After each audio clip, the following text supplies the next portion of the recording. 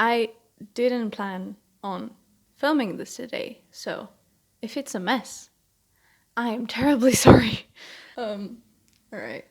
So, a few days ago, at this point, it's been like 2 weeks because I'm late, but he made a video about neopronouns. And I was not a fan of it. I didn't think it was a good video for multiple different reasons. And I wanted to share my opinion on it. I know that lately there have been videos about Kalvin for different reasons. And people are now coming out and saying how he influenced their life and their view of trans people and trans masculine people. But I don't really want to focus on that because there are many great videos about that out there. And I want to focus on this video and the general kind of problem with Kalvin Garrah's content as I see it.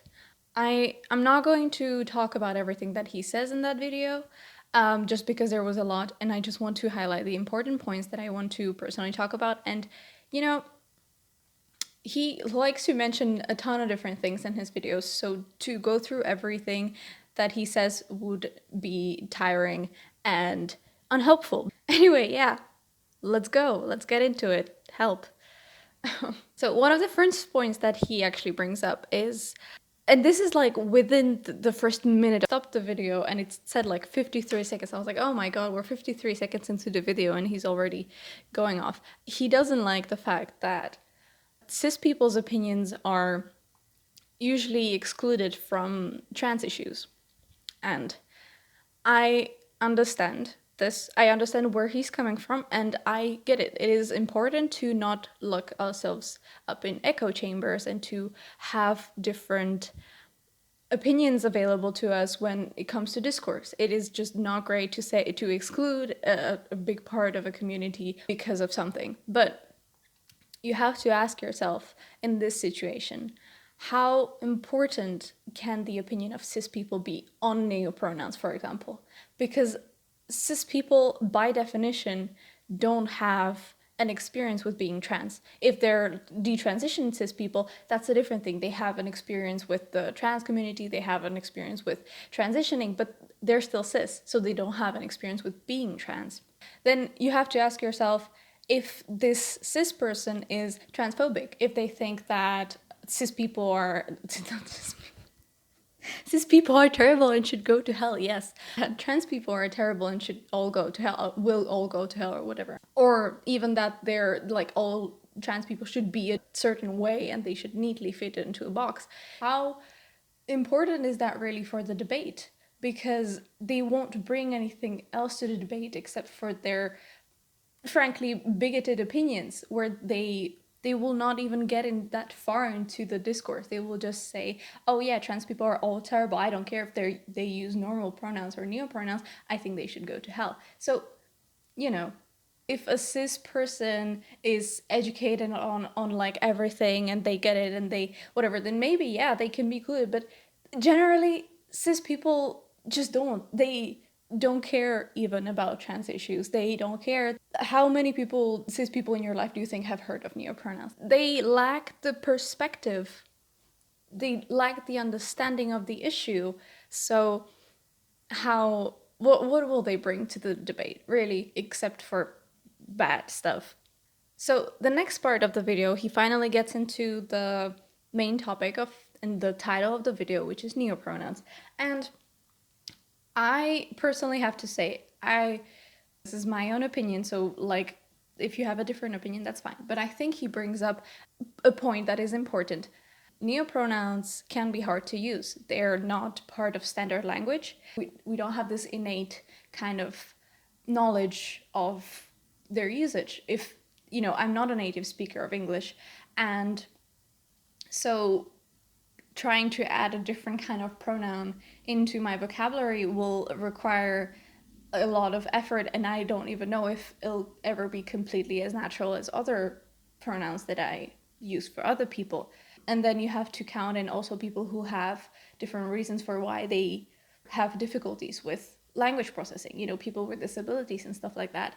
So, everyone should, of course, make an effort, but if it doesn't work, then, it should be valid to not be able to use neopronouns. I think that in this case, the two sides should accommodate each other, right? So if someone on who is not a neopronoun user is unable because of some reasons to use neopronouns for someone, then the neopronoun user could have a different set of pronouns, like the commonly used pronouns, to accommodate that person. But also on the other side, people who are not neopronoun users should do their best to try to use neopronouns, because that's just courtesy, that's just be nice to someone, use their pronouns. But yeah, there is nuance. However, while I agree with this point, the problem that I have with the video is not the point itself. It is the way that the video is presented. The point and the whole video is wrapped in this very hateful and condescending tone. If you're familiar with Kalvin Garrah's content, you know that that's how it usually goes. He hates on things, he mocks people, he's condescending, and I think that that's what is the problem with Kalvin Garrah's videos, not the actual opinions. He enjoys mocking neopronoun users and the trans community as a whole so much that I feel it's a little concerning. He implies that using neopronouns is like the dumbest thing in the world, and at one point he even admits that he realizes that the people that he's mocking are kids, but doesn't stop and think why it is bad for him to go ahead and mock them.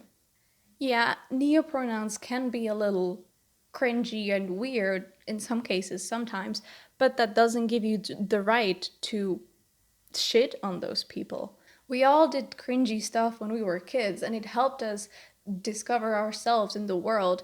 And if someone at that point came to us and started telling us that what we were doing were cringy, from my own experience, I wouldn't stop and think if what I was doing is cringy. I would just feel upset and sad, and it wouldn't help me in any way to better myself.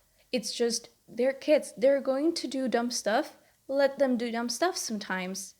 Kalvin always tells people to take a break and go outside. And honestly, maybe he should listen to his own advice this time. I'm just gonna leave that here. I don't have energy for all that other stuff. So from the topic of neopronouns, he kind of slides into this related topic, which is neurodivergence and being trans.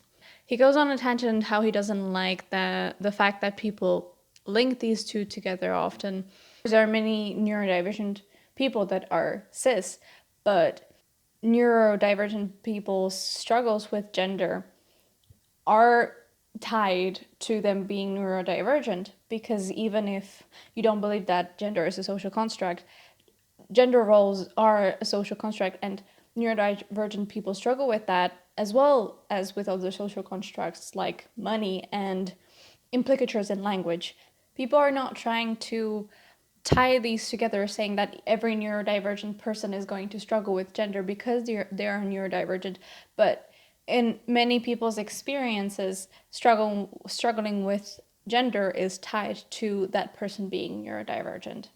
I'm not going to get into the whole gender as a social construct thing because that is a long debate, but I just want to say that it is very hard for us to imagine what life would be in a different kind of society or in a lack of society, just because we're so used in the society that we currently live in, and we are not able to just say, oh, that's how life would be if the society was different. That's no, the society is engraved in our brains. It is what we grew up in since we were tiny children, and it's just not going away anytime soon. So this was a train wreck of a video, as usual. I'm a kind of person who likes to consume media of people that disagree with me just to widen my horizons, listen to different opinions, not lock myself in an echo chamber, to kind of, constantly learn and constantly challenge my opinions. But it is so hard to watch Kalvin Garrah's videos because even though he makes some interesting points, the way it's presented, it's just It's harmful. It is harmful and it is uncomfortable to watch. If you just want to hear some points, you're not there to watch him bully kids. Watching his videos sometimes makes me want to contradict everything that he says just because of the way he is in his videos, even though I don't always disagree with some things. He has complete disregard of people who have a different experience than him, and that is not only not helpful for the discourse, but it is also a flaw. Saying that something is dumb has never won a debate. You're just picking on easy targets, kids in this case. I believe that there is a problem with discourse and discussion in the LGBTQ plus community. Many times there are two separate sides who have very different opinions and they don't communicate with each other, which is not healthy. The community and everyone would benefit more from a kind of content that actually challenges people's opinions and brings new views on things instead of stuff filled with hate, which comes from both sides of the community or any sides of the discourse. The way we take discourse and discussion in the online space is super unhealthy, and it would be nice if that would change.